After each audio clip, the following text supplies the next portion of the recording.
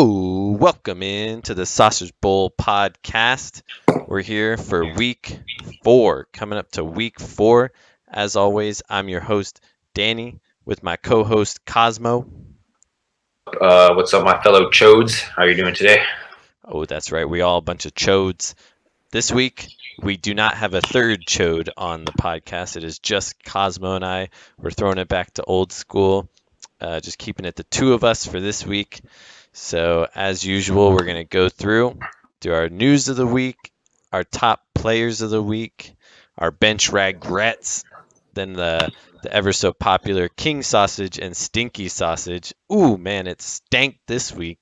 Then we're going to go through our week 3 matchup review, see how we did, our key transactions of the week, and then our week 3 previews, and of course, as always, our bold predictions for the next week. Ooh, those are juicy. They've always been juicy and not very accurate. So, yeah, you don't come to this podcast for accuracy. I can tell you that out of the last 3 weeks. So, although the one thing we and our records should also indicate that as well. Yeah, yeah, exactly. I think the only thing by far, and I can't talk about this too much because I promised Akshay, but the only thing we've been accurate by far with so far is Derrick Henry. So we'll hold on to that. We'll hold on to that and put that on our belt. But all right, Cosmo, how was your week 3? Did it go well for you? It did not go well, unfortunately. I think I've come to the conclusion that my team is just trash. All that preparation I did in the off season was for nothing. I'm getting beat, but I guess I can't complain. I'm not 0-3, so I guess things could be worse. Dude, I am 0-3. And it sucks, man. I'm sitting right next to Taylor at the bottom, but it stings even more just because of how I've lost these 3 games. So, but I'm not here to complain. I'm not here to put my troubles on other people. So we'll save that for another time. But just know this: my day is coming, and I can't wait for it to come. Can it please come this week? Hopefully, we'll see. But might be week 10. Oh God, yeah. All right, Cosmo, what is our news of the week? Before we get into maybe our biggest headline of the week, let's go through some injuries, and I'm just going to go through some of the 3 key injuries of this week.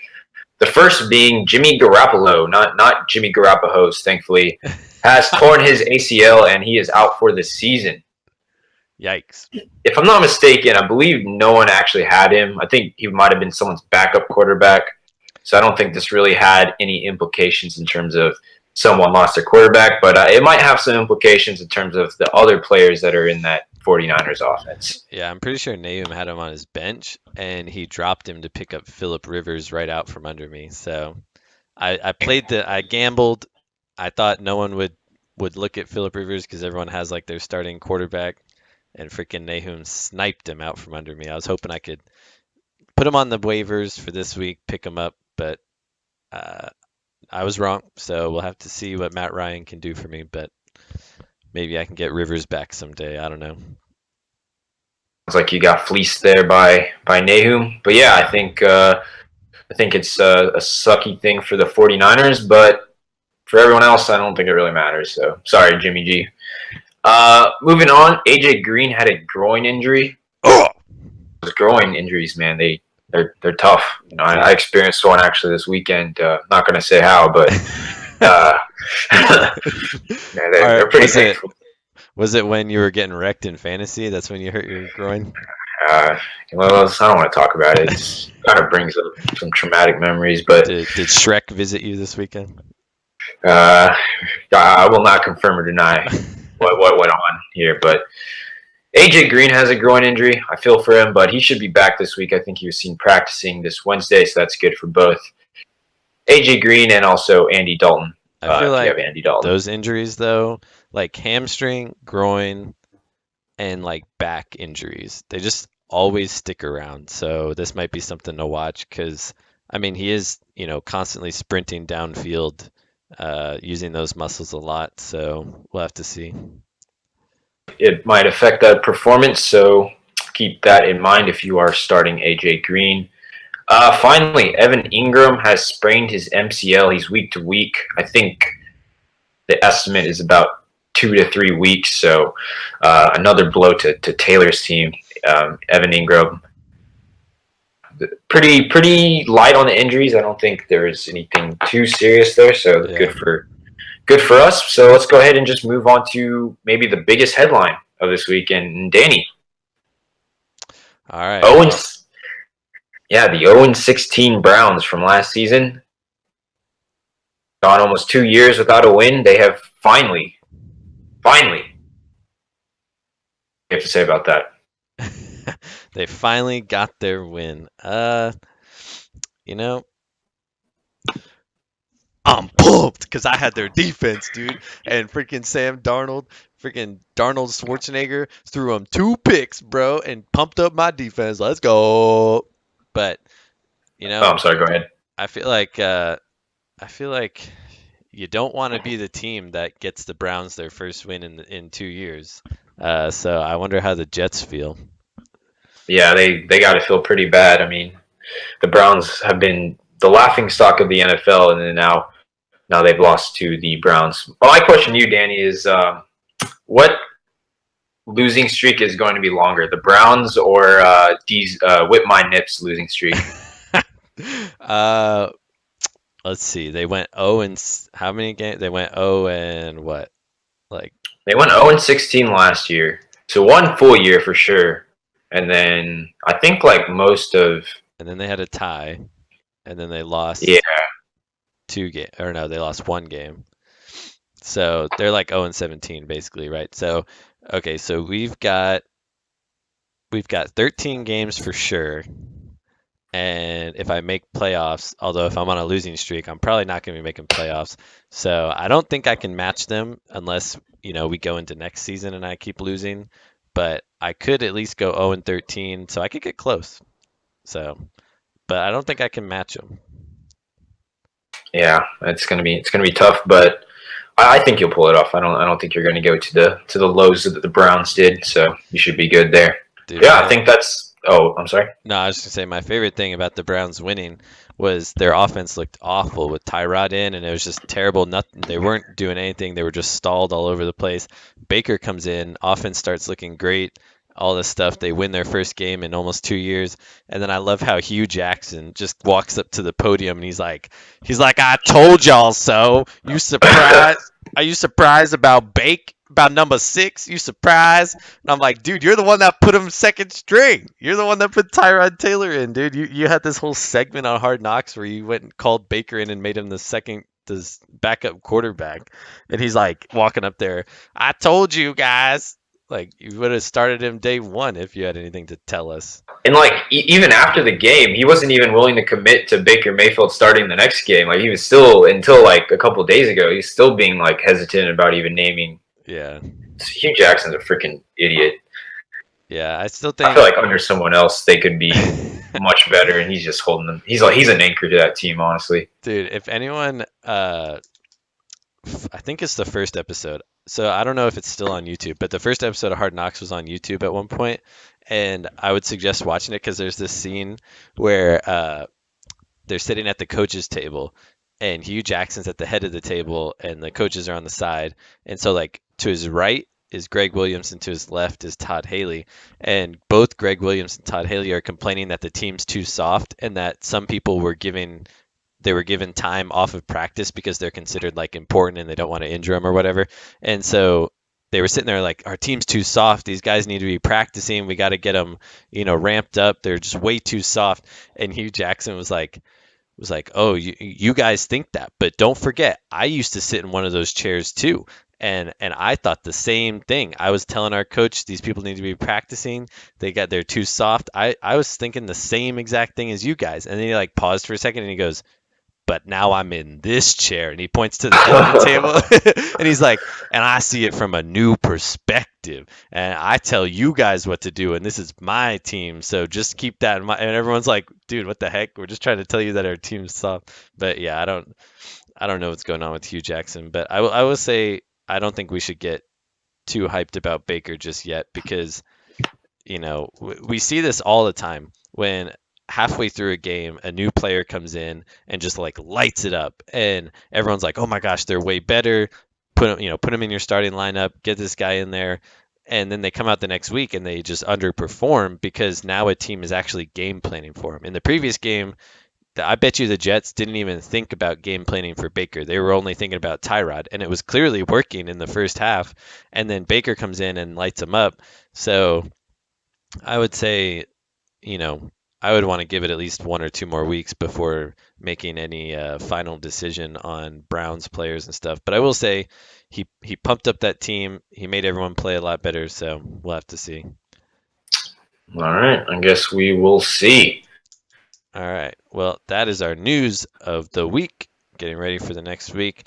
Let's move into our top players of week 3. So starting off, we've got our top 5 QBs. Number 1, Drew Brees, 40.54 points. This is like the third week in a row of at least one quarterback hitting like almost 40 points. I mean, last week, Pat Mahomes had like 39 or something. The first week, some other person was way up there. Oh yeah, it was Pat Mahomes again. And so there's someone's always getting a quarterback that's up there. So Nahum this week had Drew Brees with 40 points. Number 2, Matt Ryan, 36.16 points on my team. So I was really happy about that. Still didn't get the win, but whatever. I'm not salty or anything.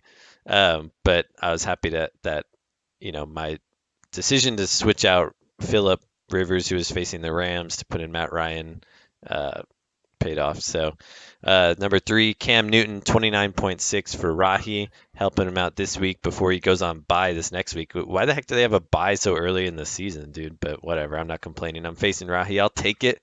Number 4, oh man, Duncan. Duncan was 1 week off of his bold prediction, dude. Number 4, Josh Allen, 27.74 points. Not on anyone's team. Free agent going up against the Minnesota Vikings. Who would have thought? But Josh Allen is the number 4 QB on the week. Man, Duncan should have just waited 1 more week for his bold prediction. But then number 5, surprisingly, Ryan Tannehill, 26 points. Also not on anyone's team. But he did a great job this past week, and we'll have to see how it goes forward with him. Cosmo, what are the top 5 running backs of last week? Let's look at it. Number 1, we have Alvin Kamara with 26.5 points with Akshay's team. Thank you for doing it this week rather than last week. Very much appreciate that. Number 2, Adrian Peterson with 24 points. He's kind of having like some bipolar weeks. He's having some really good weeks, having some really bad weeks. I wonder who the real Adrian Peterson is. We can skip number 3. Number 3 is Carlos Hyde, who I guess technically was on my team that week. 23.3 points on your bench. I'm sure. Yeah, I'm sure we'll go over that later. Todd Gurley, number 4, 22.1 points. No surprise there. And Christian McCaffrey with 20.4 points coming in at number 5 for Jimmy Garoppolo's. Yeah, Christian McCaffrey's been very solid so far. Top 5 wide receivers.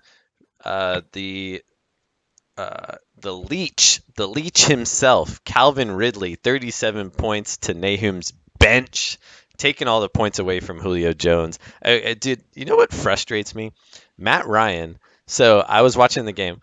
Literally to any other receiver for the last 2 weeks, he throws these perfect balls that are so accurate. They're like right where they need to be to all these other receivers, perfectly placed with all of them. Then Julio Jones like just freaking jukes his corner and just starts sprinting down the field for like a 70-yard touchdown.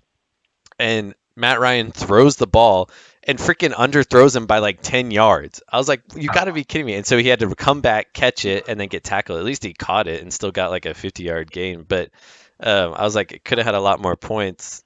But it's just, I don't get it. He just doesn't have a connection with Julio right now. We'll have to see if they can get that.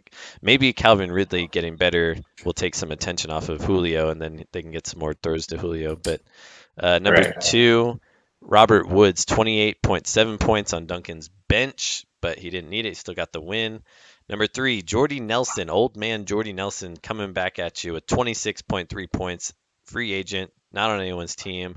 Number 4, Tyler Boyd, 22.7 points. Last week was currently not on anyone's team.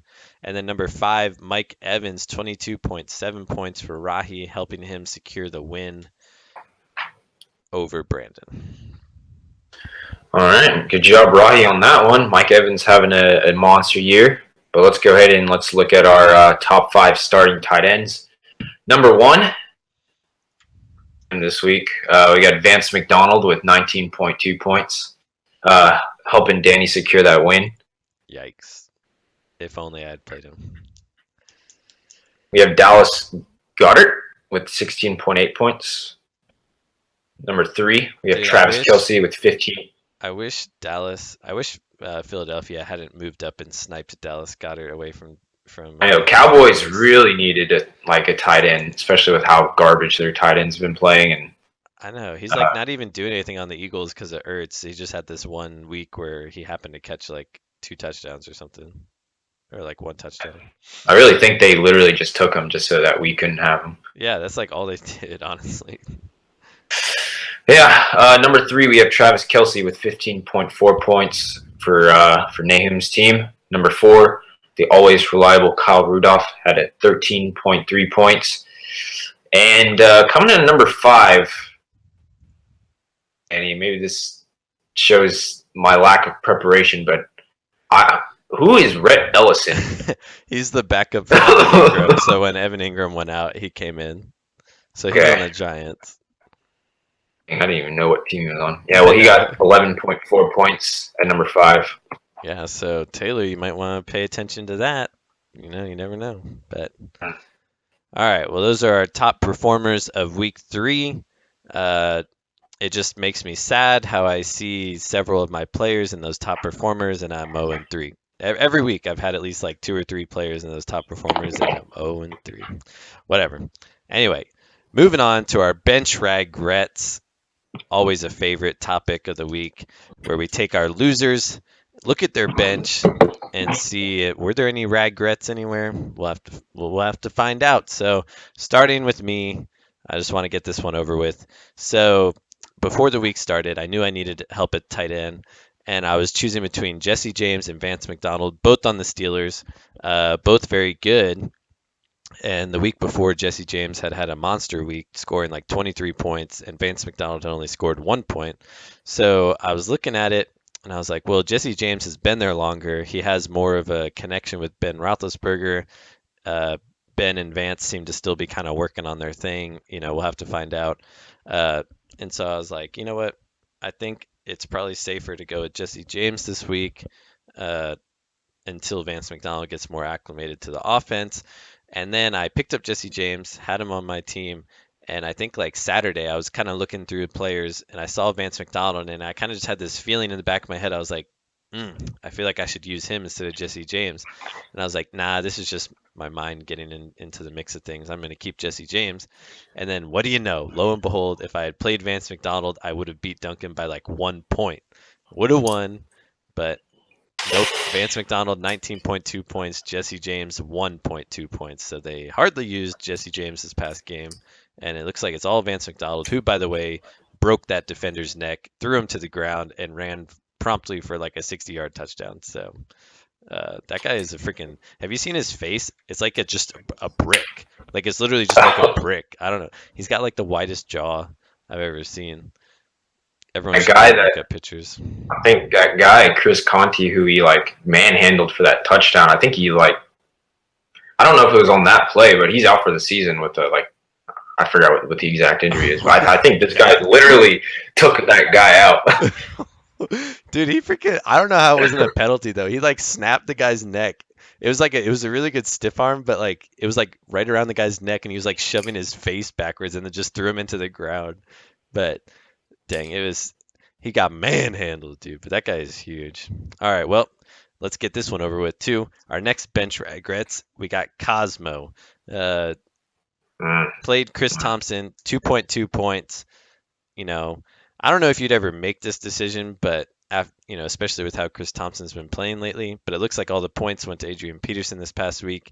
And if you had played either Matt Breida or Carlos Hyde over Chris Thompson, you would have won the week. But I know you traded Carlos Hyde, so I guess I played him though. If I stuck him on bench or on my flex spot, and I was thinking about doing it. Like literally 2 hours before the game, I saw the report that like Carlos Hyde was about to have a kid, and like any time when there's something like this where there's like a kid's about to be born or someone's like family member just died, whenever there's like some kind of circumstance, like these people always go off.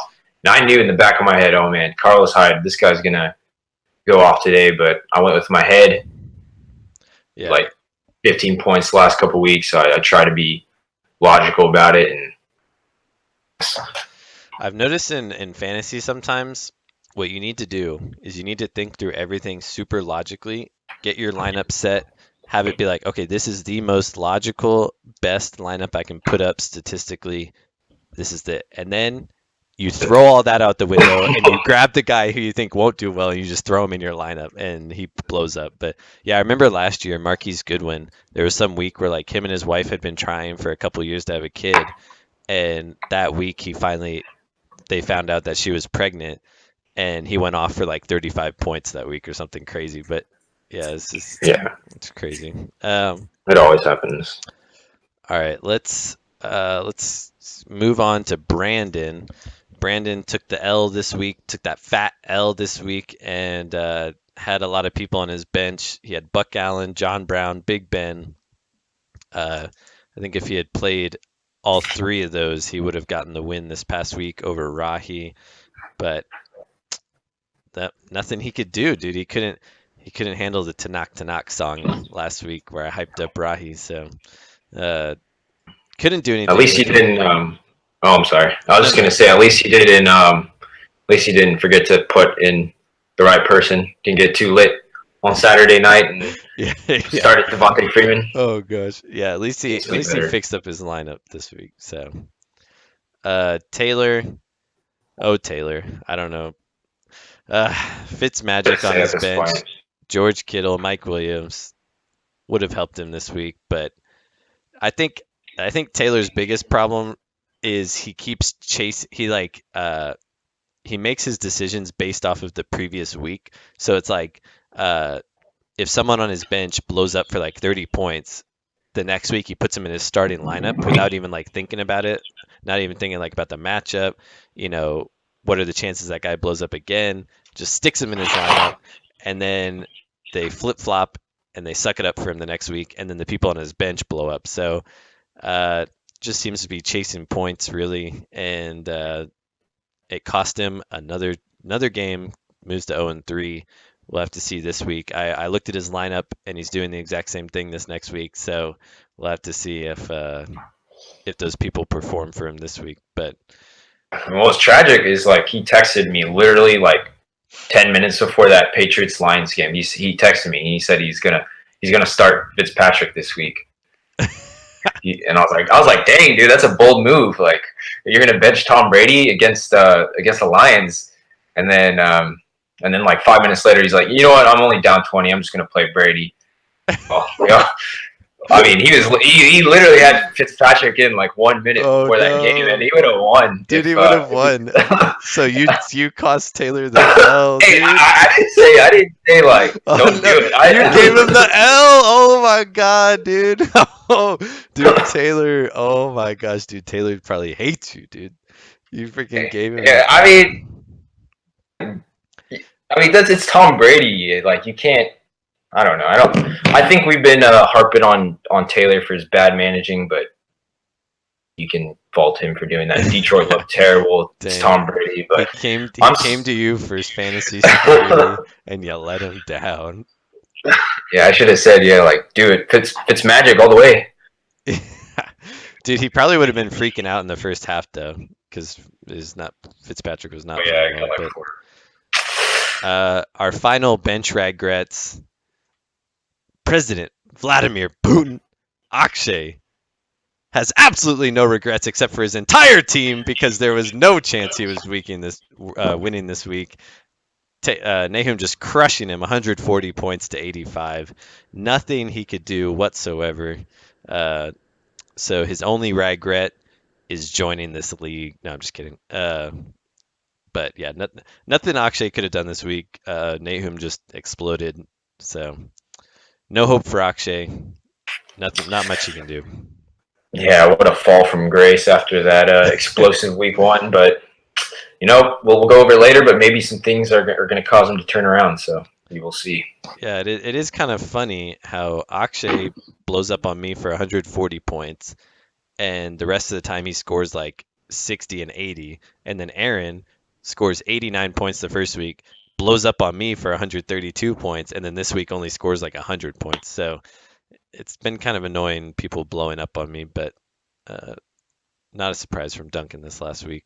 He was pretty average on his score. But all right, those are our bench Ragrets. Sometimes you gotta be more careful with your starting lineup, or you might end up on the bench Ragrets. All right, moving into our next segment, the most popular segment of the week, King Sausage and Stinky Sausage. So, Cosmo, take it away. Who is crowned the King Sausage of the week? Yeah, I mean, he keeps doing it. Nutsack Nahum Alem gets his first he gets his first King Sausage award, and he's in first place, and he's in first place by like a large distance. I think he's at 3-0 with 374 points, and I think the next highest points is you at 363. So I mean, he's got a sizable lead. 0-3, 363 points. Oh my God, whatever.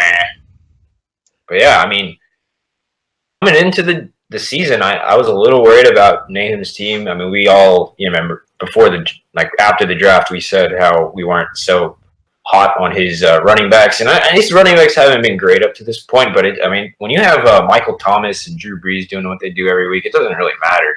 Dude, and Michael Thomas is insane. Like, he got like 16 receptions the first week, like 10 the next week, and then like 14 this week. It's just like he's scoring so many points off of the receptions. It's just crazy. Yeah, and the dude that's throwing to Michael Thomas is also on his team, so he's like getting double value for each time Michael Thomas gets a point. So, yeah, I'm not gonna lie. I think early on I thought Nahum's team might fall off, but I don't think so. Especially after this trade for Carlos Hyde, which I'll get into later. And then I think Alex Collins is solid. I think he's the team to beat. Yeah, he's definitely this year, honestly. He's definitely the front runner right now. We'll have to see if his team holds up. My biggest question mark, I will be honest, I've tried to get Michael Thomas from Nahum the past couple of weeks, throwing different offers at him, but I don't blame him for not biting on any of them and wanting to keep Michael Thomas. I would definitely keep that rock on my team if I could. But my biggest question will be when Mark Ingram returns and that run game gets going a little bit more, and Kamara doesn't have to do the workhorse back types things. He can go back to his like specialization. Will they be throwing it as much? We'll have to see. But for now, Nahum is holding secure to the first place, gets the first King Sausage of week 3. All right, now to the complete opposite. The awful, the nasty, the smelly, the disgusting, the putrid Stinky Sausage of the week. Stinky Sausage week 3. Not falling in line with my bold prediction of last week, but the Stinky Sausage of week 3, absolutely disgusting, goes to Taylor. Taylor coming in, how many points did he get? 77.42. Ouch. Absolutely just sharding all over the place here. Snack Attack was not very tasty this week, and you're not going to want to eat that Stinky Sausage. Yeah, I mean, I'm not going to say anything negative because I feel partly responsible for this, so I'll just say that he got some bad luck. But I think one thing about the Stinky Sausage Award is like pretty early on this week. Like I woke up pretty late. I woke up at like 1:30. Evident, very clear that I was not winning my matchup this week, and so but it didn't matter. Like at that point, like my whole like mindset just shifted, and instead of like trying to win my matchup, all I cared about was like watching my players do good, just so I don't win the freaking Stinky Sausage again. Like, dude. I know everyone's like been texting me and stuff. Like everyone just cares about not getting the stinky sausage of the week. Like that's all they really care about, honestly. Like as soon as you know you have no more chance in your matchup, you just that's all you look for. But yeah, I hate the past 2 weeks. I've had a lot of players playing at 12 on Sunday, and it's just so annoying knowing within the first hour or so if you've lost your matchup. Like I think within the first hour of Duncan and I's matchup, I texted him and said, GG, because I saw that Stephon Diggs and the Vikings just weren't doing anything in their game, and I knew in a matchup with Duncan, if I had one guy that just did not perform up to the way he was supposed to, I knew I was going to lose. So I texted him, said GG. He was like, playing it all safe. He was like, oh no, it's not over yet, but it was over. So, but Yeah. luckily, no stinky sausage for me, and I think I was actually still, let's see, one, Third two, yeah, I behind was third Nahum in and scoring, yeah.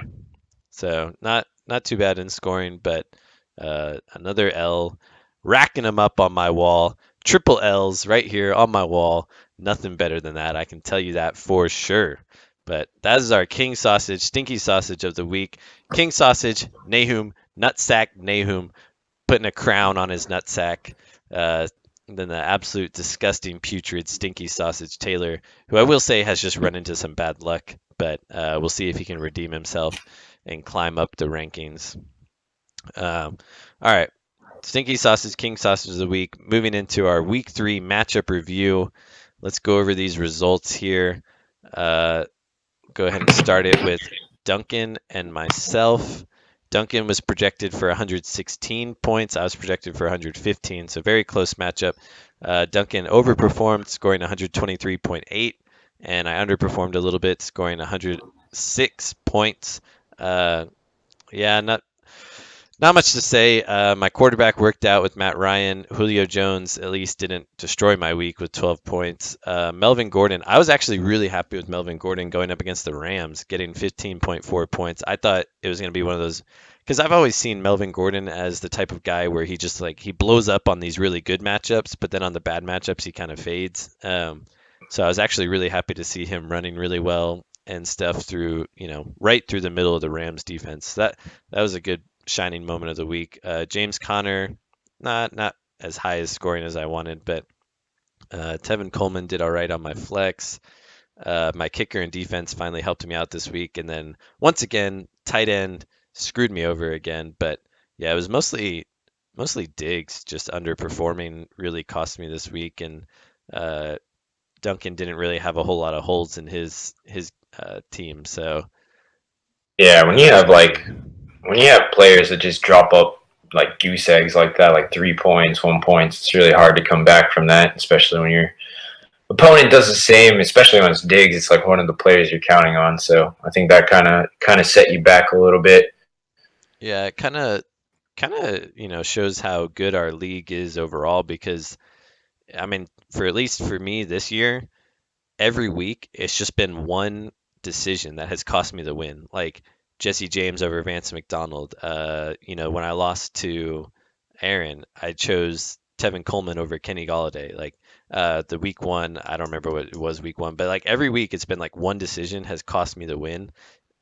When that just kind of shows how close our league is, and how you just have to really be on the ball at all times to try and get those wins. So, but Or there's I feel like in the past we had not gonna throw out names, Bryson, but we had some teams that just were automatic wins, and now I feel like the level of play, yeah. everyone wants to win, no one wants to be the stinky sausage. So I think Yeah, dude, we messed up. We messed up. We motivated people with this podcast. We shouldn't have done this podcast. I'd be 3-0 if we didn't do this podcast, man. But, yeah, well, it's the price we pay. Yeah, it's the price we pay for entertaining our brothers. But all right, next matchup. Moving into Cosmo's matchup. Cosmo going against Jimmy Garoppolo's Aaron. Let's look at this here. 4th place. Oh no, those are changed. But all right, so Aaron had 111 point projection and you had 114 point projection. Another close game. Aaron underperformed and scored 100, but it was just enough to beat you with 92.8 points. Yeah, your team across the board kind of let you down this week, and uh, Aaron got enough out of Pat Mahomes, Landry, Brown, McCaffrey to carry his team. I mean, he got 0 points from Dan Bailey, zero point 0.5 points from Rashad Penny, and 5 points from Deshaun Jackson. Why couldn't he do this last week, dude? But whatever. So he Yeah. got enough points from his top heavy people to help him get the win this week.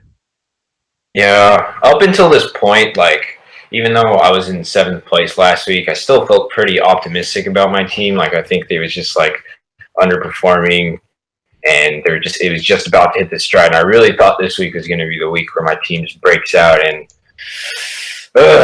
I'm starting to think my team is not good, actually. So, yeah, like Chris Thompson was a huge disappointment. I mean, 2 points. He got one reception after getting like 13 receptions last week. That concerns me a lot. Latavius Murray, I mean, I picked him up. I mean, first of all, I picked up Latavius Murray because I was trying to pull a fast one on Aaron, and I saw that Dalvin Cook was questionable, so I picked up Latavius Murray so that Aaron wouldn't be able to pick him up, and he'd have to play someone like Rashad Penny.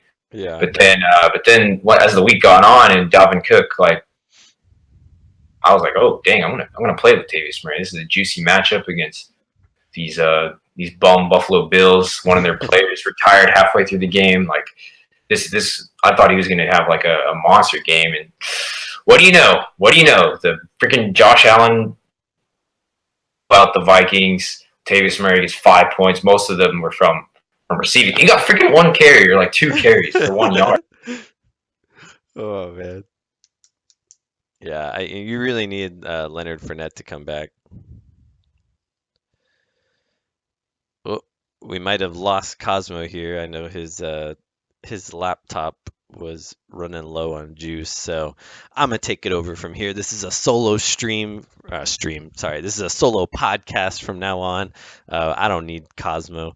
This guy's a chump, clearly, as you can see with his team. So obviously doesn't know what he's doing. So let the 0-3 guy take you to the promised land. So yeah, basically summary of this was that Aaron only played good against me, unfortunately, and Cosmo's team's pretty trash. So moving on to the next one.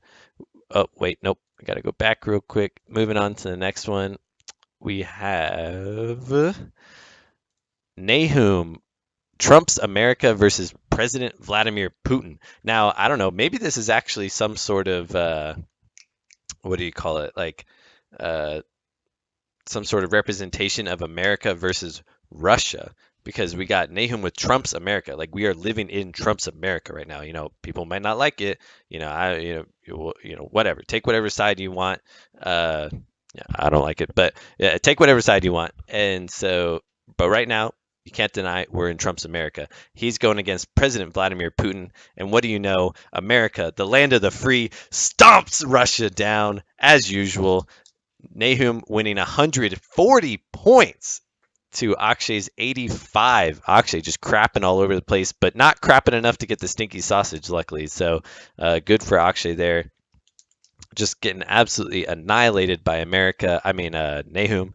So, good for America. This matchup was good for America. So Nahum, Drew Brees, 40 points, smashing number one quarterback. Odell Beckham finally got him some points with 15. Michael Thomas, 17.9 points, always very reliable. Alex Collins getting him just enough. Kerryon Johnson coming out of nowhere with 12 points. Travis Kelce, always reliable, 15 points. Sammy Watkins, 16 points. Man, when everyone on your team scores around 15 or higher, you're in for a good week.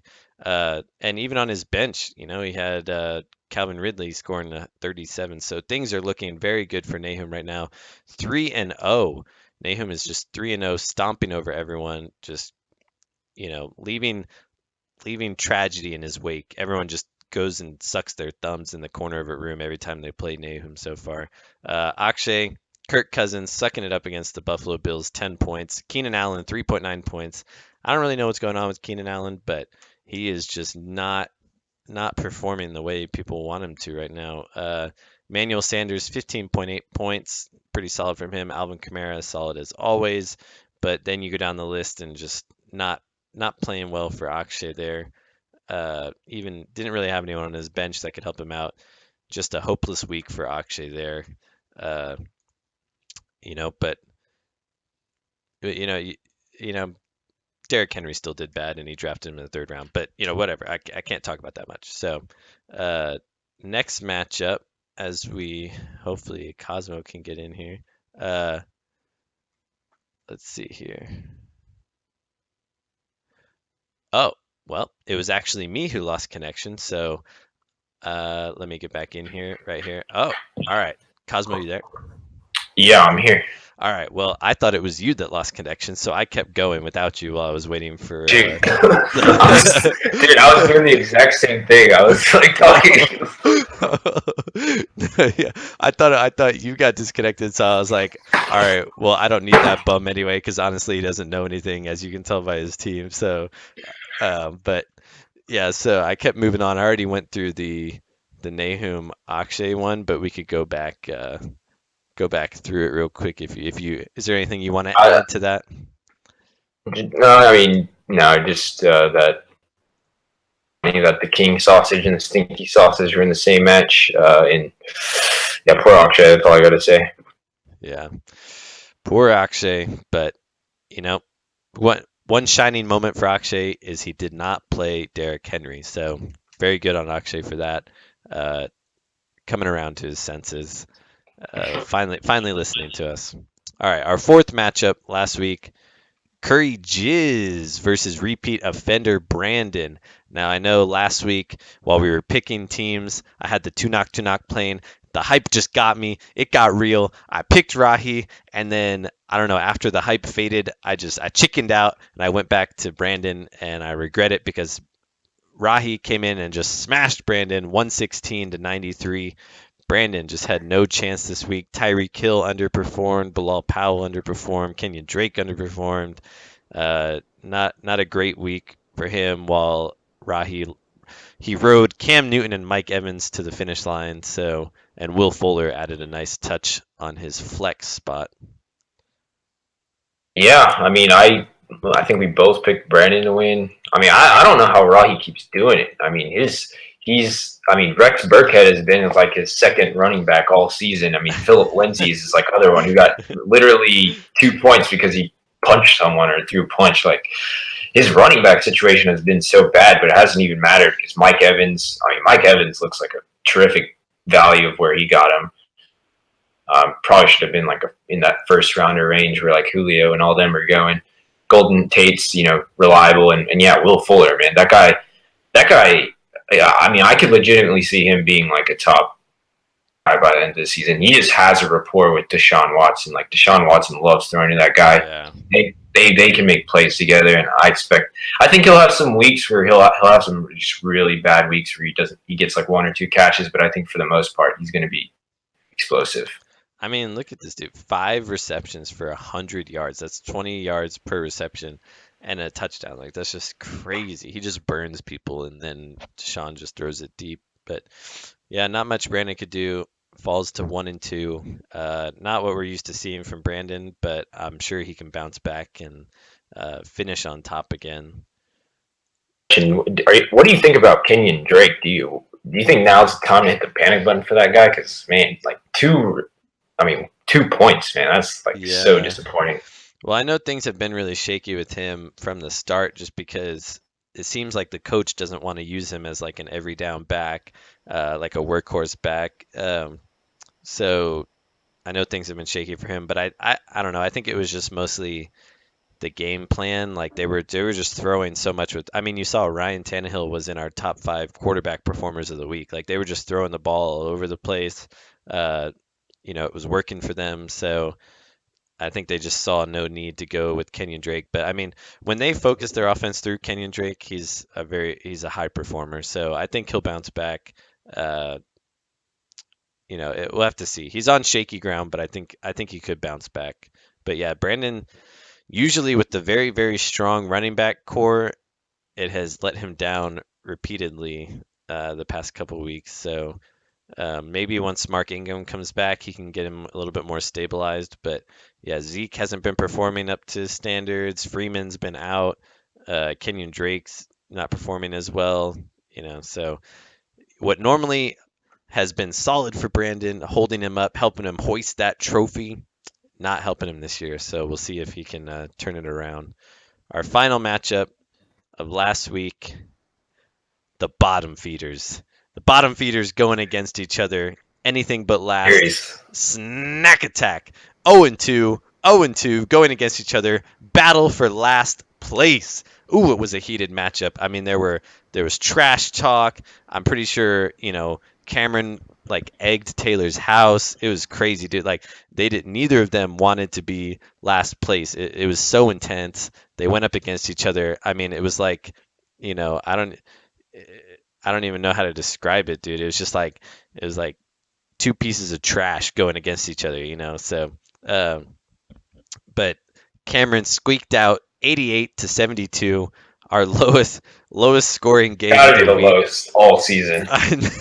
I know, yeah. It's like how come I get these matchups that are like 130 to 130, and then freaking other people get away with these matchups where it's like 85-70 or something. But yeah, both last place teams living up to their hype, 88-77. But Cameron gets his first win of the season, moves up to 1-2 to join everyone else with one victory. Alex Smith, DeAndre Hopkins, Kareem Hunt finally had a big game, helping him out. Will Lutz, his kickers, scoring 15 points. People say kickers aren't important, but he definitely helped Cameron get the win this week. As Taylor said, Saquon Barkley could not carry his team. But I think this is cool how Saquon Barkley's been scoring a lot of points. I mean, 19.8 points his first week, 17.8 his second week, and 20 his third week. So he's definitely been living up. I don't know if we would be in our standard league if he'd be doing as much because he's been getting a ton of receptions, but he's definitely been performing to a good standard.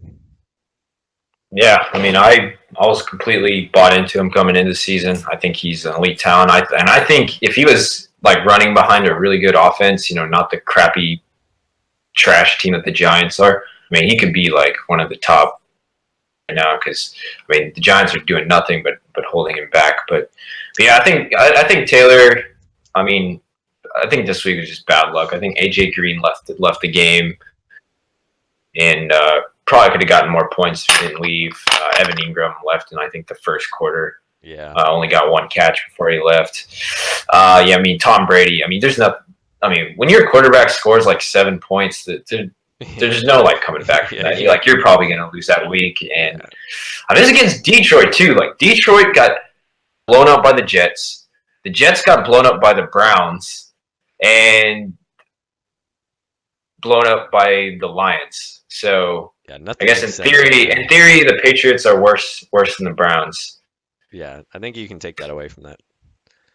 Yeah, I think that's the lesson. But yeah, sucks for Taylor. I mean, I hope he continues this path because I don't want to be the last place person, but I feel for him. Yeah, I feel bad for Taylor because I mean, you can say he's made some questionable start-sits decisions, but overall, you can look at his team and just say he's had some pretty bad luck hitting him this year with Doug Baldwin out and then random people getting hurt in the middle of games and stuff. So, we make all these jokes, call his team trash and stuff like that, but I honestly think he's got a pretty decent team. He's just been hit by a lot of bad luck this year. So we'll see if he can bounce back and make my year-long bold prediction true of him being in the finals. And then you had him winning, so hopefully he can come on that. But we don't have to bring that up again. Yeah, we'll see if he can correct that one. Hey, he could still go on a 10-win streak and end 10-3. So we'll have to see. But all right, next up, our biggest surprises of week 3. Cosmo, start us off. What's your biggest surprise of week 3? I'm going to go with Josh Allen. He's been like the butt of every single one of our jokes for the last, I don't know how long. I mean, back to when he was drafted in the first round, like 7th overall. Yeah. I mean, every single expert in all of football, pretty much, except for like the Bills front office, were labeling him a bust. Foot on the field. And not only did he have a good game, and not only did he lead his team to his first victory, but it was against, what some people were saying was the most slam dunk victory in like the whole season. Yeah. for like legitimate. I mean, I think the spread, like the Vegas spread, was the highest it was for any game this whole season. The Vikings against the Bills. I mean, no one, not a single person, predicted this to happen. And Josh Allen went against a tough defense, absolutely smacked them down, and won the game. And I don't know, Danny. Do you think this is just like a one game wonder, and Josh Allen is still human trash, or do you think there's long term Uh, possibilities of this guy? so I think there's a lot to take away from this game. I think number one, I think the Vikings just overlooked this game because now on Thursday this week they're playing the Rams. So I think I honestly wouldn't be surprised if they kind of overlooked this game a little bit because they were like, okay, we're not going to have a whole lot of time to prepare for the Rams. So let's get a little preparation of the Rams in here. Like I'm sure the players were hearing all the media say, oh, they're just going to absolutely smash the Bills. Like, and so I'm sure they were focusing on the Rams, and this was kind of one of those trap games, and I think they just fell right into the trap. So that's number one. Although this does align with Kirk Cousins kind of letting your team down in some big moments, but yeah, so that kind of number one. I think the Vikings really overlooked the Bills, so that helped them a lot.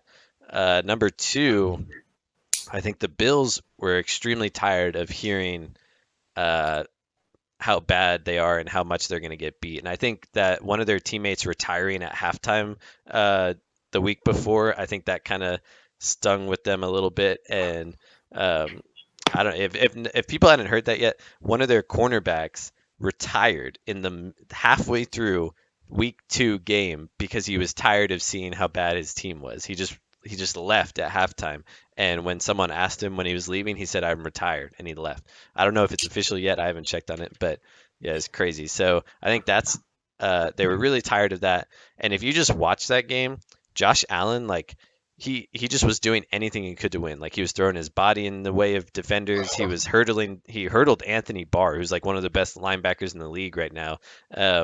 He hurdled him. He ran another one for a touchdown in the end zone. Like I think he just willed his team to victory. And then number three, I think Josh Allen. I think there's a lot of credit that goes to the Buffalo Bills quarterback coaches and stuff like that because I was watching some analysts talk about it, and they showed clips of Josh Allen's like footwork and form and decision making and stuff in college, and then they showed it in the NFL, and it was just it was like night and day different. Like his footwork was a lot better. I mean, I'm not like an expert on quarterback footwork, but when they were pointing it out, you could see it. His footwork was a lot better. His awareness in the pocket was a lot better. His decision making was by far a lot better. So I guess the Buffalo Bills had confidence in their staff and just wanted to take the guy with the most raw talent, like the biggest arm in the draft, tall guy, can withstand the cold weather, big hands, and they were like, you know what, we'll coach him up, but we want to get these intangibles. So uh, I think I'm not going to put Josh Allen. I mean, he was a top 5 quarterback this week. Like, don't expect that again, I think. But I think he's going to get better and better, and if they can improve the team around him, I think he could actually be a pretty good quarterback, in the next few years. So we'll have to see. We'll have to keep up with that. I still think he's a bust, but I think I'd take him over Dak Prescott right now if I was a GM. That's So true. Yeah. I don't know what's going on so, with Dak Prescott right now, but he is not. I mean, when I don't even know why we're talking about this, but when his rookie year when he was lighting it up, and they were kind of like, oh, don't let Romo come back. Uh, I didn't want Romo to retire. I just didn't want him to come back that season because I didn't want him to mess with the chemistry that was going on that, Dak and Zeke and everyone else had on that team. So I thought he would just wait out that season and then he'd take his starting spot back. I guess I don't really know how that would work, but yeah, it's looking like forcing Tony Romo into retirement might have not been the best decision because Dak Prescott was drafted in the fourth round for a reason, and now it's kind of showing. So that stinks. But yeah, I mean, Josh Allen could easily still bust, but at least it's good to see the improvement he's making. So all right, my biggest surprise of the week, I have to give it up to Nahum. He's been crushing it 3 weeks in a row. That's my biggest surprise, just because looking at his team at the start of the year and nothing against like Nahum and his decision making, but it seems like every year he has a team that uh, it falls off eventually, or like it's really boom or bust. So one week it could explode, next week it doesn't, um, and it just usually seems like he doesn't slam people for this long. Like, dude, he's slamming right now. Like this guy's got so much stamina, he's just slamming right now. But anyway, so Nahum crushing it 3 weeks in a row. I mean, I think his like if you averaged his scoring for each week, I mean, I'm sure he's probably the highest because I think he scored at least like 120 points the first week, scored like 119 or something like that the second week. Let me look here real quick. He has the most points out of anyone, and yeah, I think he's been in the top, at least the top half every week. Right, because he's got 120 points this first week, 114 the second week, and then 140 this next week. So yeah, his average is probably somewhere around like 125. Uh, so yeah, he's just been absolutely crushing it. That's my biggest surprise from week 3 is that Nahum has stayed on top this entire time. Like I said, nothing against Nahum or his fantasy decisions or skills or anything, but just if you look at his history, his team is usually very up or down, but it looks like everything's clicking for him. Things are firing on all cylinders, and he's just absolutely rolling into his week 4 matchup. So, um, yeah, that's my biggest surprise. All right, Cosmo, week 3, where did we go wrong? I mean, obviously we go wrong in many places, as we've seen. So we should probably just change this section to where did we go right, because there's probably only one thing every week, and it would probably just be Derrick Henry every week. But yeah, so where did we go wrong this week? Yeah, but, before I go into my where I went wrong in terms of like my prediction, I just want to point out that us, the experts of the Sausage Bowl podcast, are combined 1-5 this year in the in our standings. So that shows our expertise there. But kind of waffling. I was going to talk about the Carlos Hyde trade, which we went over last week, and obviously right now it looks really bad on my end, but I feel like you need time to grade a trade. I think there's still a lot that could happen, and a lot of the reasons I made that trade, I still feel pretty good about those. So I reject that. I want to go with Chris Carson. Like last week during the podcast, I mentioned how Duncan's bench was starting to look kind of flimsy. Chris Carson, I think the week before he got, I think 2 points. They only gave him the ball 6 times. Rashad Penny out carried him. And so I kind of thought that Chris Carson was done and that he was just kind of going to be irrelevant for the rest of the year. But boy, was I wrong. Against us, he got 32 attempts for 102 yards and a touchdown. Rashad Penny was absolutely nowhere to be seen. I don't know where he was. Aaron probably doesn't either. Yeah, Chris Carson was a beast, and it looks like he's got the job. Good shift back. I mean, this backfield has been a little inconsistent, but I think I was wrong on that point. I think Duncan's bench is actually starting to look a lot better. He made some pickups over the week. Royce Freeman. He still got LaShawn McCoy. So I was wrong there, Duncan. I'm sorry. Yeah, Duncan. I know I kind of called out the Chris Carson pick as well when he drafted him, but maybe if they just stop worrying about Rashad Penny and they just give the full workload to Chris Carson, maybe he can make something happen out of it. I will say, his yards per carry weren't that great, and I don't know, maybe if he didn't have the touchdown, it wouldn't have been as great.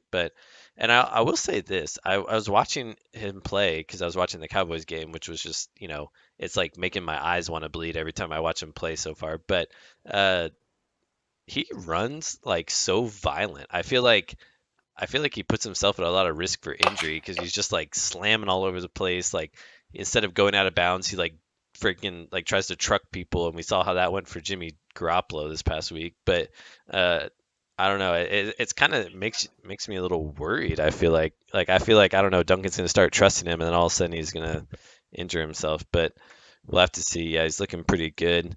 But all right. Well, on my end, I think I went wrong in a lot of places.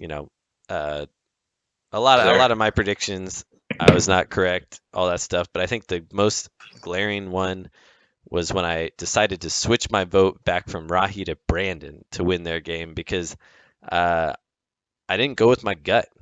I didn't go with the Tunak, right? Like I I had that hype.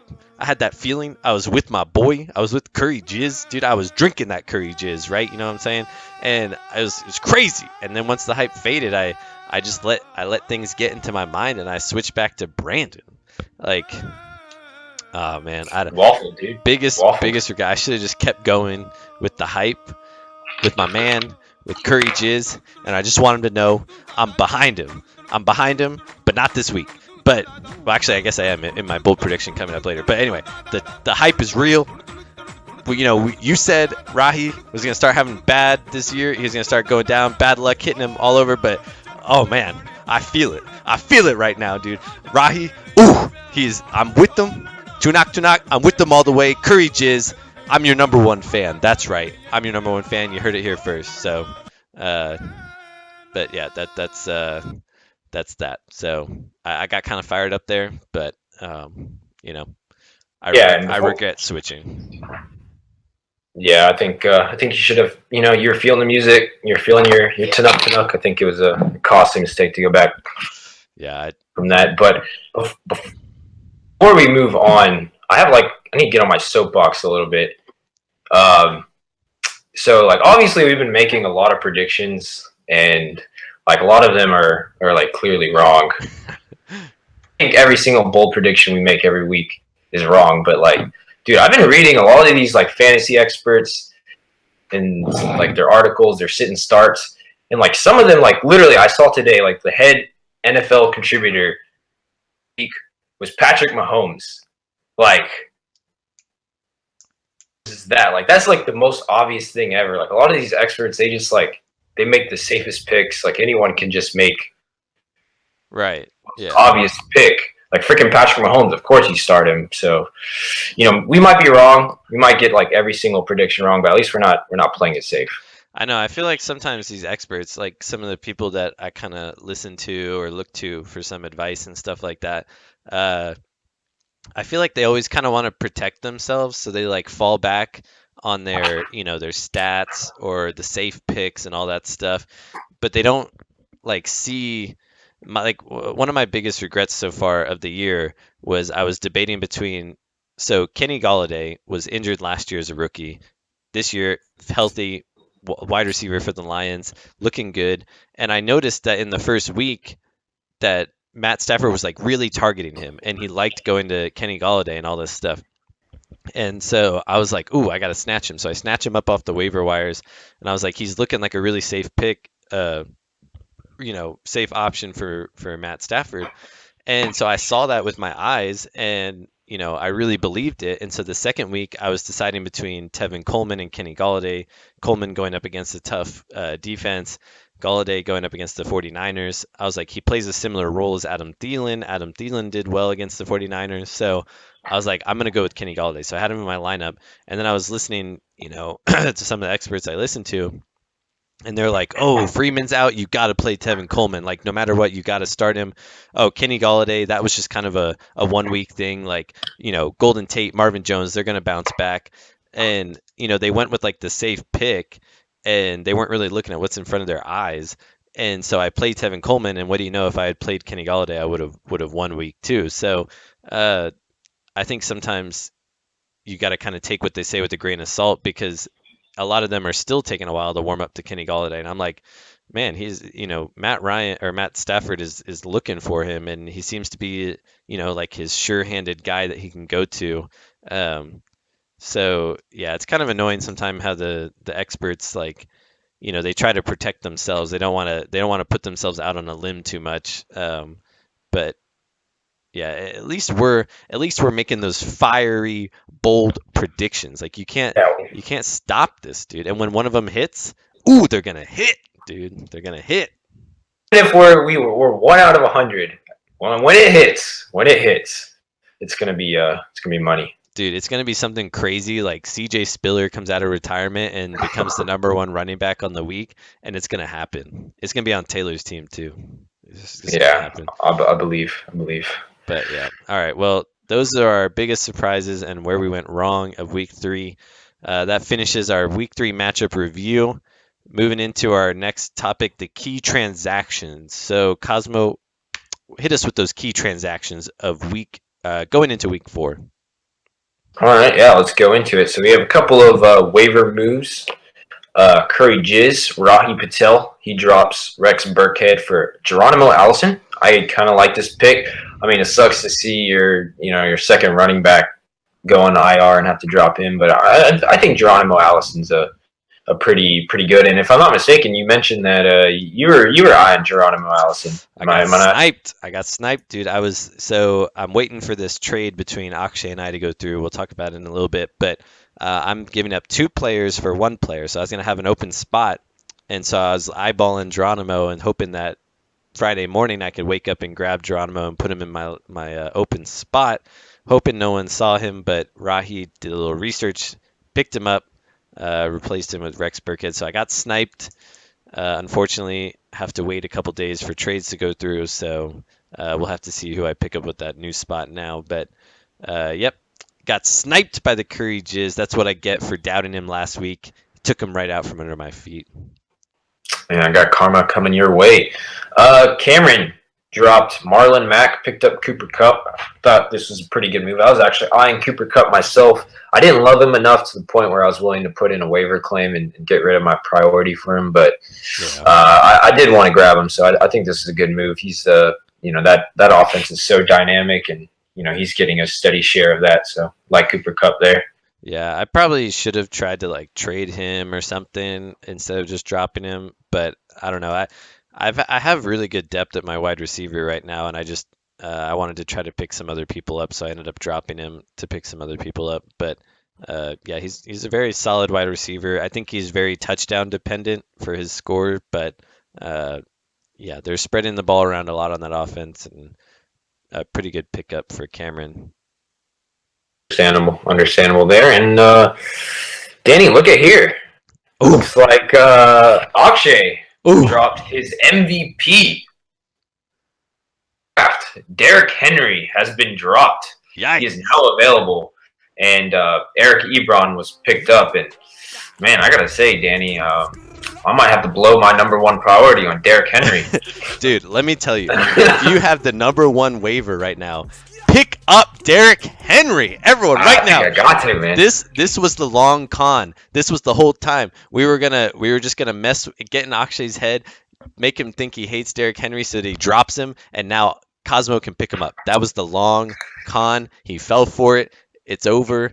Cosmo's gonna pick him up, and he's gonna have himself an RB1 from now on. No, just kidding. Derrick Henry. Yeah, I'm gonna go 10-0.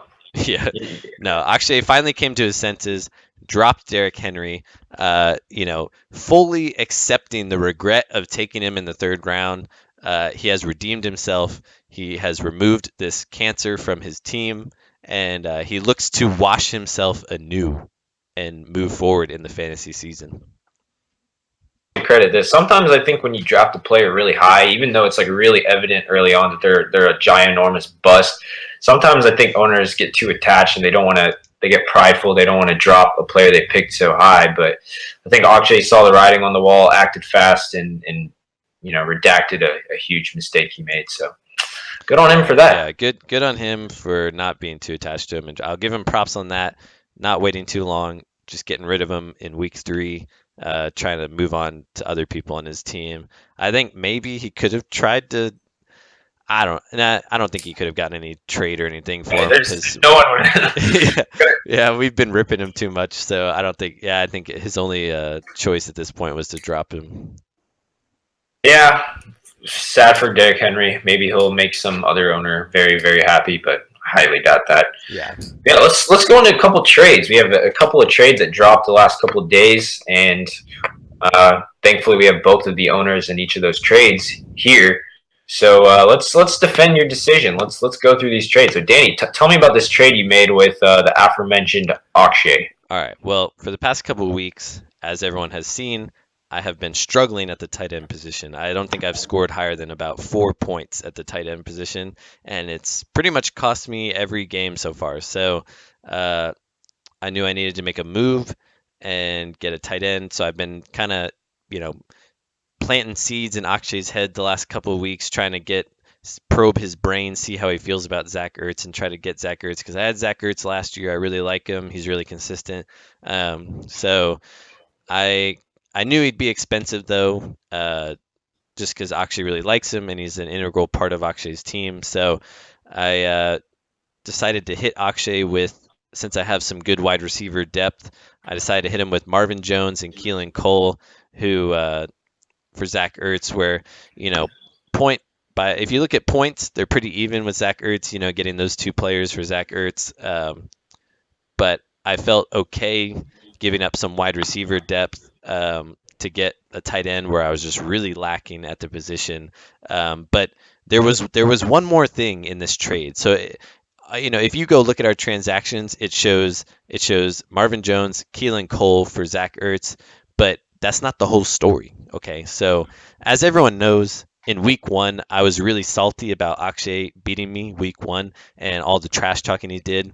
So I visited Maddie in New Orleans and I conjured up just a classic voodoo curse on Akshay, and I cursed his fantasy team to be one of the lowest scoring ones from now on, or from when I did that curse. And I cursed his team. He didn't believe me. Week two goes out, scores like 60 points, just gets annihilated in his matchup. Week two, he said, "Oh, your curse isn't real. You know, I'm gonna beat Nahum. That was just a fluke last week. The curse is not real." Well, lo and behold, he scores 85 points, almost gets to Stinky Sausage this week. And so part of our deal was that I would lift the curse. So it was Marvin Jones, Keelan Cole, and the lifting of the fantasy curse on Akshay for Zach Ertz. I decided, you know what? I need Zach Ertz. I'm okay doing this, you know. So I just want everyone to know I have hereby lifted the curse off of Akshay's fantasy team. There is no longer any curse for me on the team at all whatsoever. I already, you know, reworked the voodoo magic and everything. I looked up how to do it. So I just want everyone to know from now on, and even the voodoo spirits, that I have hereby uplifted the curse on Akshay's team. Any fantasy woes he has from here on out are just based on Akshay decisions, and anything, you know, bad that becomes befalls his fantasy team are hereby Akshay's fault. There is no longer any curse on his team, and I promised him that I would come on this podcast and announce it in front of everyone. So, you know, Akshay, there's no more beef with you, no more curse on you. So, good luck in your endeavors, and anything bad that happens to Akshay is his own fault from now on. So, yep, that was my reasoning behind the trade, giving up some wide receiver depth for a tight end that I very desperately needed. I know, Cosmo, I know you had a big differing opinion on this trade. What'd you think about it? You know, yeah, I think in terms of like the value, I understand it from both sides. I think Marvin Jones is really good, and you know, I think Keelan Cole is really underrated as well. But that hurts to lose your tight end. I mean, tight end is such a scarce position, and now like Akshay is going to have to figure out how to overwork that. I mean, he picked up Eric Ebron, which I think will help a little bit, but as soon as Jack Doyle comes back, I don't know how much value Eric Ebron's going to have. So I don't hate the move. It's just he's going to really have to be proactive in finding a tight end. But honestly, just to get that curse out of the way, I think it was worth it. So Yeah. I can't really blame him too much there. Yeah. I also said that we would cool it a little bit on the Derrick Henry comments, but now that he doesn't have it on his team, I think that will naturally take care of itself. But we should probably still bring up Derrick Henry every week, not in the context of Akshay, but just to see if he's still sucking it up. So maybe we'll make a new segment on the podcast for like the Derrick Henry check or something like that. We'll have to see how he's doing every week. But yeah, in terms of Derrick Henry related to Akshay, that's pretty much over because now he dropped him. So, but but yeah, I'm looking forward to getting Ertz on my team, and I think those wide receivers will help out actually a little bit.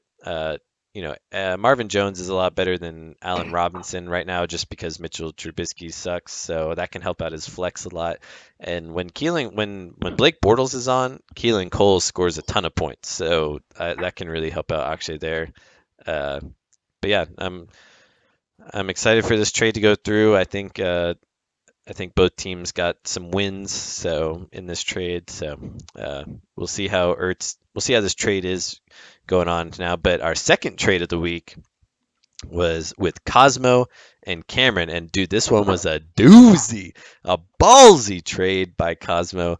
Honestly, probably the biggest trade in Sausage Bowl history. Honestly, I wouldn't be surprised if that was true. So, Cosmo, why don't you tell us about your trade with Cameron? So, the trade is I sent over three players: T.Y. Hilton, Josh Gordon, and Matt Breida. And in return, I got Joe Mixon and Corey Davis. And yeah, to me this is I feel like every season I make one of these trades where I like swing completely for the fences. I feel like almost every time it backfires against me. Last year I traded Kamara for JJ and it completely backfired. So this one will probably do the same, but to me the way I saw my team going is this like my team was just at best middle of the pack, and I feel like I needed a jolt to get me up. I'm risking this completely backfiring, and I fall to last, but I feel like this was a move that if I wanted to win, I needed to happen. All three of the players that I traded, I had major concerns about. Matt Breida, he's been good, but he's been doing good on, I think, unsustainable production. Like he hasn't been getting that much volume, and he's been making a lot of his points on like he'll have like one big play every game, like kind of like Derrick Henry did last year. I don't really trust it that much.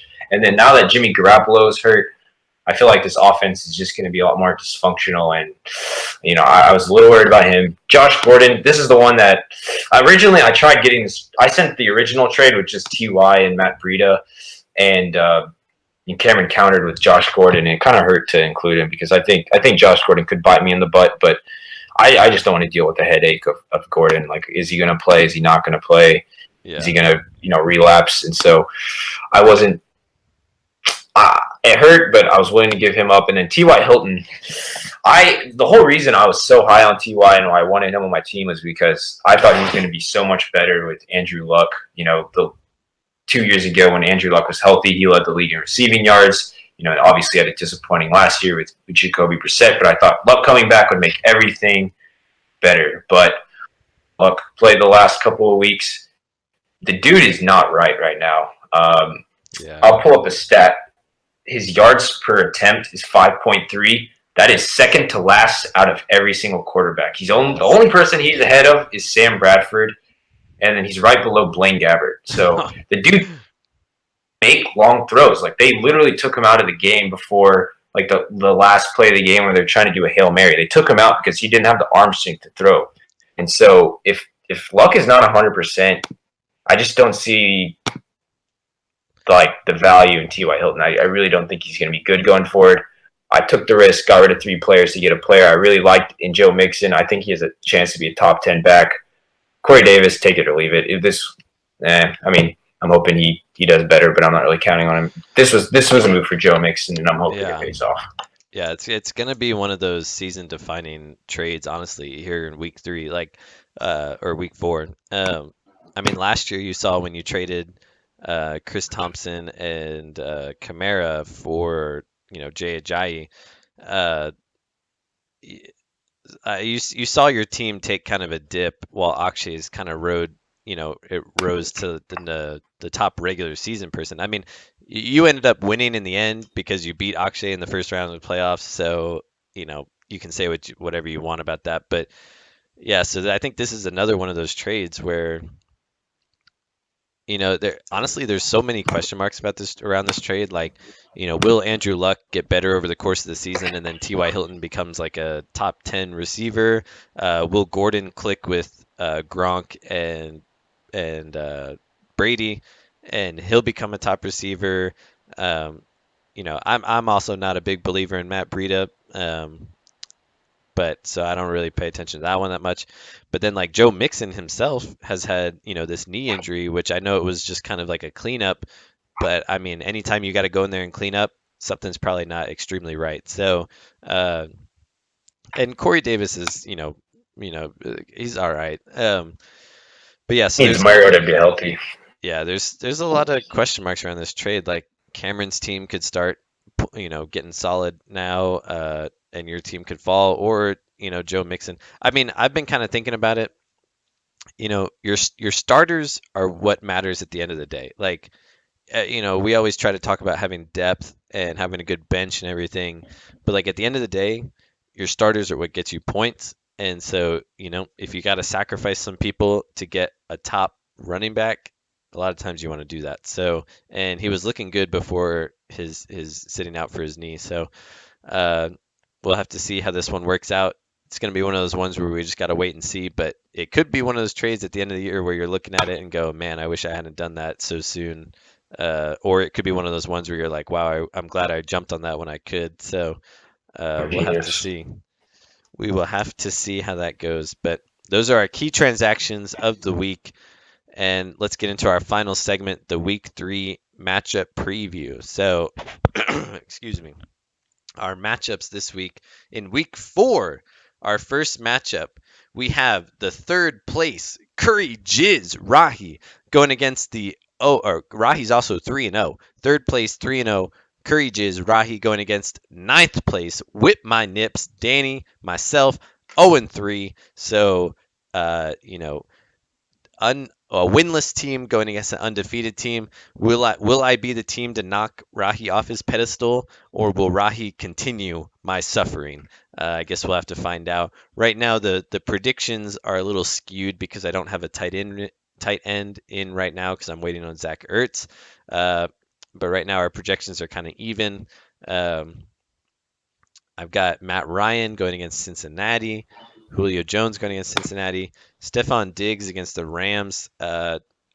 Still not really sure about that one, but the Rams secondary right now is pretty banged up. Keith Talib's out. Marcus Peters is banged up. So maybe there's a chance there.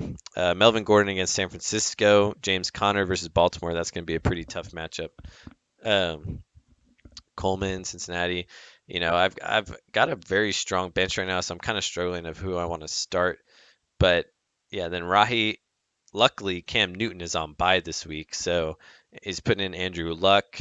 And he's got his pretty boom or bust team, but if they boom, it could be crazy. So, what do you think of this matchup, Cosmo? I think on paper it looks like you should have this in the bag, but I feel like I've been saying that the last 3 weeks, and just like destiny is against you. It is, dude. I have ascended. My true name is Destiny. This is your last chance, Danny. I'm going to pick you to win this week, but I swear, if you don't pull this one off, no, I'm out. I'm telling you, as your brother, just give up on me already. Just give up. Don't waste a pick on me. Don't ruin your record. Don't put us in the inaccurate category even more. Just give up on me. I'm telling you right now, Cosmo, I'll give you a chance to reverse your pick. Just give up on me, Cosmo. I'm going to listen to your advice and tell you to suck it. I'm going to stick by my pick, and if I'm wrong, then this will be my biggest regret of the week. Yeah. I guess we'll have to see. I think you will break your streak. You don't want to put yourself up against Destiny, Cosmo. I'm telling you.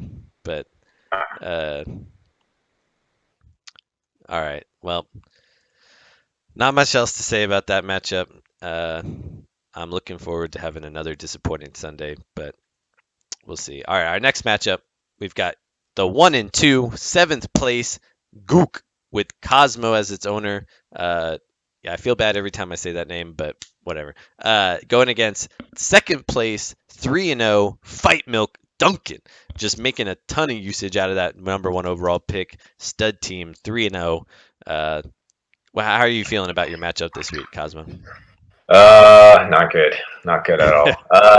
Like I still don't know if Fournette's gonna play. If Fournette doesn't play this week, I'm calling this quits. I mean, last week, freaking Adam Schefter, the guy who's supposed to know everything about football, like he's supposed to be on the pulse of every single thing. He tweeted Saturday night, "Oh, Fournette's gonna play. He's in." So I locked him in my lineup. I was feeling pretty good, and if he would have played and got like what TJ Yeldon did, which I think was around 10 points, I would have won. And obviously that didn't happen. So, you know what? If Fournette wins or if Fournette plays, I feel pretty good. And if Joe Mixon, there's an outside chance he plays too. If I can have all three of those big boys in my lineup this week, I think I could take on Duncan. But I think that's probably not going to happen. So I'd pick myself to lose, even though I can't really do that. Yeah, I'm hoping David Johnson can finally bounce back, but that offense is just really holding him back right now. Leonard Fournette. I know, your whole draft this year, you were like, I want strong running backs. I just want to leave the draft with a pair of strong running backs. And so you grab David Johnson, you grab Leonard Fournette, and man, they have just been letting you down so far. Your trade's going to go through, so you won't have T.Y. Hilton for this week. You're not going to have Josh Gordon.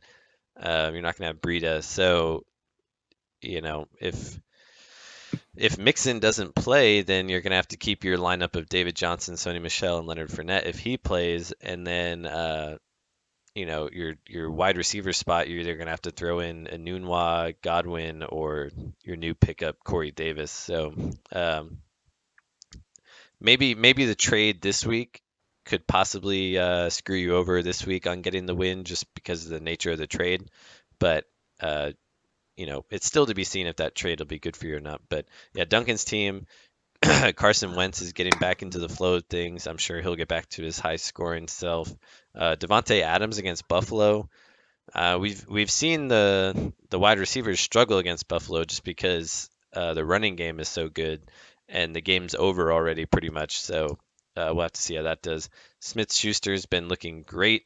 Absolutely great. Todd Gurley, great as always, but he's going against Minnesota, so maybe we'll see if that can slow him down a little bit, but I doubt it. He's throwing Chris Carson in his lineup this week. We'll have to see if that pays off for him. Gronk kind of trying to look to bounce back. We got Adrian Peterson on bye this week, so we'll have to see what that does for him. But yeah, it's hard to go against Duncan right now. He's 3-0. Team's looking solid. So I'm gonna have to pick Duncan this week. I'm gonna have to stay behind Duncan. I'm sorry, but I just think maybe the trade is going to hurt you this week. Maybe not going forward, but I think at least this week it might hurt you a little bit. So I'm going with Fight Milk 3-0. Duncan moving to 4-0. I quit. I'm not doing this show anymore. Suck my dick. All right. So our next matchup. We've got Trump's America just leading this league right now, absolutely on fire. He is the Patrick Mahomes of our league. 3-0, first place, taking on Jimmy Garoppolo's 2-1 in fourth place. So a matchup of the Titans here, you could say. Probably not, but Nahum is projected for 123 points, and Aaron is projected for 100 points. A 23-point differential in the projection. Oh my goodness. Is Aaron going to get absolutely smashed this week, Cosmo? Yeah, sometimes it's just that easy to predict it. Okay, we could probably be eating crow after this, but yeah, I'm picking Nahum. I think the biggest concern with Aaron's team is he doesn't have Christian McCaffrey this week, who's been one of his best players. Looks like Ty Montgomery's in there, and I know he has a good matchup against Buffalo, but I would not feel good at all about starting Ty Montgomery. That's like he's like third in that depth chart. So, maybe he knows something we don't, but I don't feel great about that. And then Dalvin Cook, I still don't know if Dalvin Cook is going to play. Last I checked, he was still questionable. Maybe I don't know. I missed something. So, yeah, until Nahum just proves us wrong, I feel really scared about picking against him. So I'm going to go with Nahum. What do you say, Duncan? So I heard you say you think Aaron's going to eat crow this week, and I think that's going to be very literal because if I think Dalvin Cook's not going to play, so he will have to switch out Dalvin Cook for Isaiah Crowell, the Crow himself. And as we've seen with Crowell, he has these blow up weeks where you make you want to put him in his lineup, and then he just sucks it up. And guess who he's going up against this week? Jacksonville. So he's going up against one of the best run defenses in the league. Isaiah Crowell on offense with a rookie quarterback, and he just came off of a really good week. So does that mean he's going to have a bad week? But Christian McCaffrey's out. His only other option at running back right now is Isaiah Crowell unless he picks someone up. So I think Aaron could very literally be eating crow this week. So I don't know. Things are just looking bleak for Aaron. I'm gonna have to go with the top dog, Nahum. There's no reason to pick against him right now. He is just absolutely rolling, and I don't think anything's gonna stop his roll. So I'm going with Nahum as well. And I think Aaron, be careful that you don't choke on that crow this week. So watch out for that. But moving into our next matchup, we've got President Vladimir Putin, 1-2, 6th place, going against anything but last, 1-2 in 8th place. So Akshay scored a little bit more points than Aaron so far, puts him in 6th place. Their matchup is even right now at 110-point prediction, 50-50 chance to win. The teams are looking very even. Akshay's been on a downward slide. Aaron's kind of on a I don't know if you could say upward slide, but he got a win, so I guess he's on an upward slide. But Akshay has the curse removed. Is this the week that Akshay gets back to his week 1 form, Cosmo? I don't think so. I think he'll have I don't think he's going to win the Stinky Sausage, and I think he still might. But Kirk Cousins against the Rams, I don't know how he's going to perform. The offensive line for the Vikings is just really bad. Yeah. And then Jamal Williams, we'll get into that later, but one player I was definitely wrong on this preseason and someone I would not feel comfortable starting. And then, Zach Ertz, he's going to have to start Eric Ebron this week. So marks with Akshay's team this week. I'm still going to go with him. I'm going to pick Akshay to win this week. I think the curse being removed is going to release a load from him. Yeah. I think Alvin Kamara is still Alvin Kamara. I think Keenan Allen's going to bounce back, and Sanders versus that trash Kansas City defense is going to be good for him. So I pick Akshay. Yeah, I'm looking over at Cameron's team. Dalton against Atlanta. Atlanta's secondary has been absolutely destroyed by injuries lately, so there's a good chance that Andy Dalton could blow up there. Hopkins against Indianapolis. We know Indianapolis is a terrible defense. Houston's looking for their first win. It could be a big game from Hopkins. Kareem Hunt going against Denver, maybe a little bit of a shaky matchup. Larry Fitzgerald has not been performing too well lately, so I could see Aaron having a week where like 2 or 3 of his players have these monster weeks, and then the rest of his team is pretty bad. I think Akshay. I think Keenan Allen bounces back. Kamara going against the Giants. The Giants don't have that great of a defense. He could probably plug in Marvin Jones. Marvin Jones might get him some points this week. Who's his other quarterback? Doesn't he have Russell Wilson? Yeah. If I was him, I would put in Russell Wilson over Arizona because, that's a pretty, good matchup in Russell Wilson's favor. And the Rams, even though their secondary is beat up a little bit, and I know I'm kind of hoping Diggs can be a beneficiary of that. The way I see it is I could see Diggs getting 50 yards and a touchdown this week. So he does well for a wide receiver. He gets 15 points or whatever, but that's not going to help Cousins out. If that's the only touchdown of the game or something like that, Kirk Cousins is going to finish with less than 10 points. So plus that pass rush is just insane. If I was him, I would put Russell Wilson in over Kirk Cousins. But then again, I don't want to pull a Cosmo and tell someone to put a certain quarterback in and then it costs them the win. So I'm going to let Akshay make his decision, and I'm not going to try to make decisions for other teams because we see where that gets us. Because Cosmo single-handedly made Taylor the stinky. All I said was that's a bold move. I did not say, oh. Yeah. But no, okay, I'll take responsibility. I'm sorry, Taylor. But yeah, so you know what? I lifted the curse. For this week, I'm gonna go with with President Vladimir Putin Akshay. I think his team will bounce back. I think he's going to get a win. He might not score a ton of points, but I think he'll be able to get the win. So I'm going to go with President Vladimir Putin as well. Akshay moving to 2-2. All right, our final matchup of the preview. Just the classic matchup. The classic Titans going against each other. We've got Snack Attack Taylor going against two-time champion, repeat offender Brandon. Brandon 1-2, 5th place, going against Snack Attack 0-3, last place, bottom feeder. Okay, Ken Taylor. TJ Barry. TJ Barry. Ken Taylor get his first win of the season this week. Cosmo. Oh man, I feel like I'm indebted to give him that pick, but I think I gotta go with Brandon. I think Taylor is I think his team is on a downward spiral right now. I think nothing's going right. Looks like some of his players are banged up. I feel like he always has bad matchups too. I feel like every time we look through his team, he's just like not good matchups. He's had a very rough start in terms of matchups. I mean, like Ryan Fitzpatrick against Chicago, that's a pretty good defense, and I feel like the magic's gonna wear off eventually. AJ Green's questionable. Barkley's probably gonna have a good week, but Deion Lewis going against Philadelphia, they're still the number 1 rush defense in the league. George Kittle against the Chargers. Chargers have a pretty decent defense. Cleveland has a good defense against the run.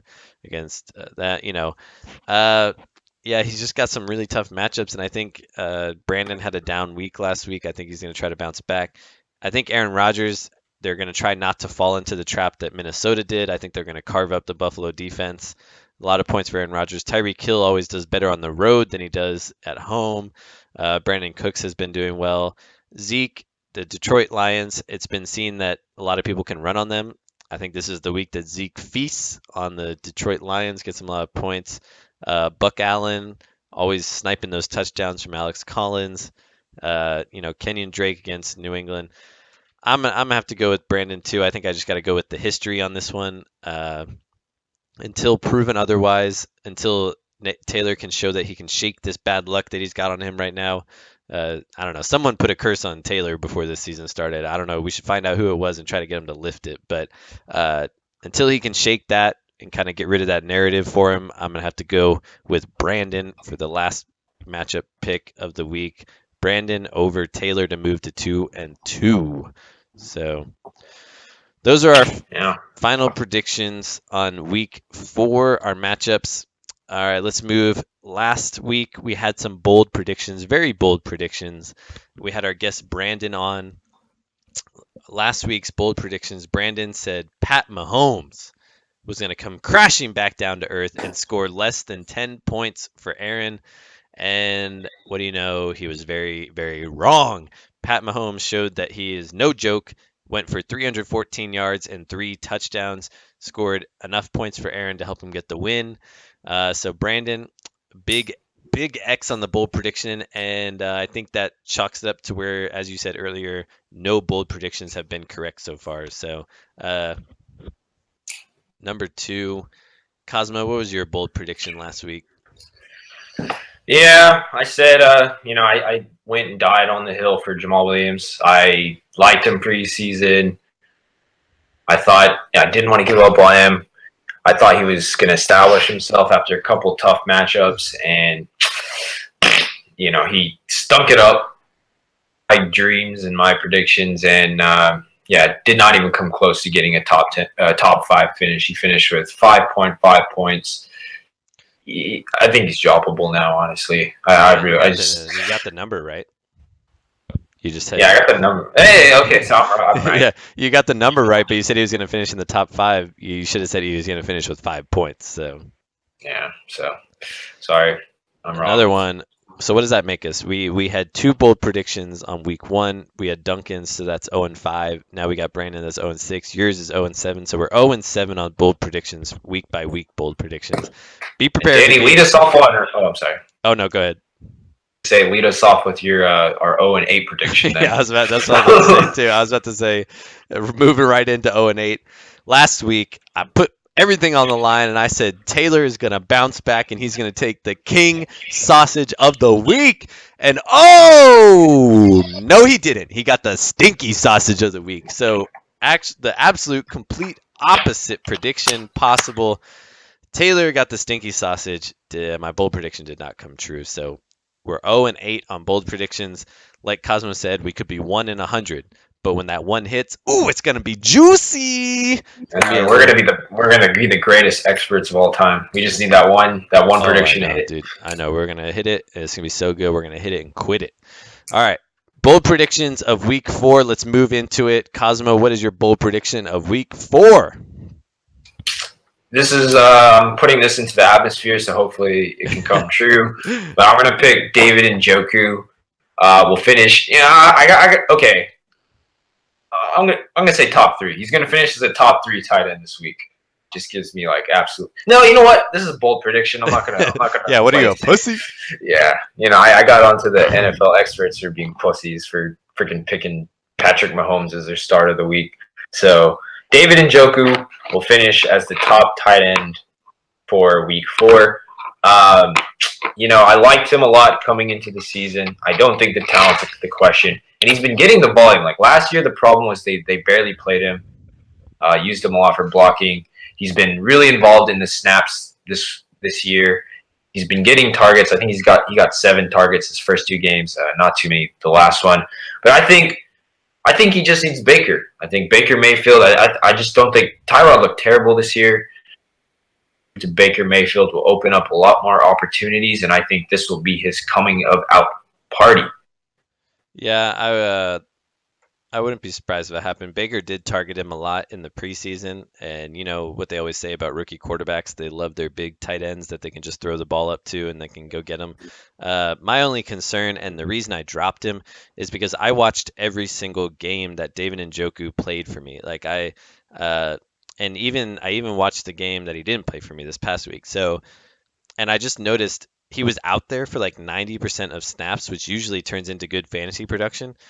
But this play design, I don't know, maybe it'll change with Baker coming in, but it wasn't that Tyrod wasn't looking for him, like the play wasn't working for him. They would send him downfield all the time, but he would only be there to be blocking people. So it'd be like a pass to someone else, and then David Njoku would be blocking that person downfield so they could keep running, or it was like a run play and he's blocking downfield. It just seemed like the play was never directed towards him. I know he had 7 targets, but his targets were always like a check down pass, or someone scrambled around, like Tyrod scrambled around for a little bit, and then David Njoku just happened to be open. But it was like this play design was just not designed towards David Njoku catching the ball. So we'll have to see. I mean, if you watched the game last week, the play design completely changed when Baker came in. So maybe they had a different type of plays for Tyrod than they do Baker, and maybe this one favors Njoku a lot more. I think, I would be a lot more salty if he popped off if I didn't have Ertz, but I've got Ertz coming in, so I think it works out. I hope he pops off for you, because tight end is very scarce right now, and it'd be nice to have a top tight end. But we're still waiting to see on Baker and see what it does to David Njoku. But if our bold prediction is our track record is anything to follow, maybe it won't work out so well. But all right, my bold prediction of week 4 to wrap up the show. I'm doing it, dude. I'm dropping the big one. I think Rahi is just gonna pool all of his pent up rage about fantasy football, of the struggles he's had with this team. Le'Veon Bell just crapping on him. Burkhead getting hurt. His team's just falling apart, but he's somehow 3-0. I think it will all just get released this week, and I think Rahi is going to drop 140 plus points on me this week. I don't know if it'll be the King Sausage, because crazy things have happened and people score a lot, but I think Rahi facing me this week, I think he's going to drop 140 points, and he's going to send me to 0-4, and I'm going to be crying in the corner and questioning my life choices. So that's it. I think Rahi will drop 140 plus points this week.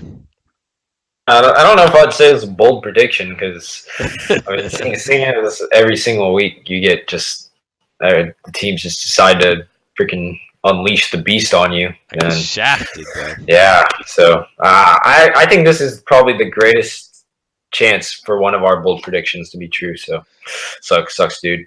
Yeah. Hopefully it's yours. You're either right. You're either going to be right, or you actually might have a chance to win this week. Well, the funny thing is, I could be wrong and still lose, so we'll have to see what happens. Hey, you could win the Stinky Sausage this week, isn't it? Okay, I could be a winner. Yeah, I could win the Stinky Sausage this week. But all right, well, thank you for listening to our Week 4 podcast. This has been the Sausage Bowl podcast, coming to our favorite fantasy football, colleagues and all that stuff. So thank you for listening. Thank you for your feedback each and every week. Just helping us improve the podcast. We didn't do the soundboard as much this week. We didn't do any intro or outro music or anything. We just wanted to focus. We wanted to get back to our roots. We wanted to focus on the fantasy football, give some insight. Probably don't want to listen to it because we're wrong all the time, but wanted to get back to our roots. We didn't have a guest this week, just us two talking about fantasy football. So hope you guys enjoyed it, and we're looking forward to doing this each and every week with you guys. So thank you again for listening, and honestly, just thanks to everyone for. As far as I know, everyone listens to them. Almost all the way through. Maybe they listen to bits here and there, but from what I've heard from everyone, they really do sit down and listen to these. So thanks, guys. And Cosmo, you got anything to add before we wrap up the show? Oh, yeah, I agree. Shout out to our many listeners. Thank you for keeping us from getting canceled. Yeah, we appreciate that. Hopefully we go viral soon. Make that jump from 10 listeners to 12. That'll be huge. But yeah, I think that's good. All right. Well, thank you all for listening to the Week 4 episode of the Sausage Bowl podcast. We'll be coming back at you with some hot takes and a new guest next week for our Week 5 episode. So thanks for listening. We wish you all luck for Week 4, and we'll see if we have some big shakeups or anything. All right. See you guys next week.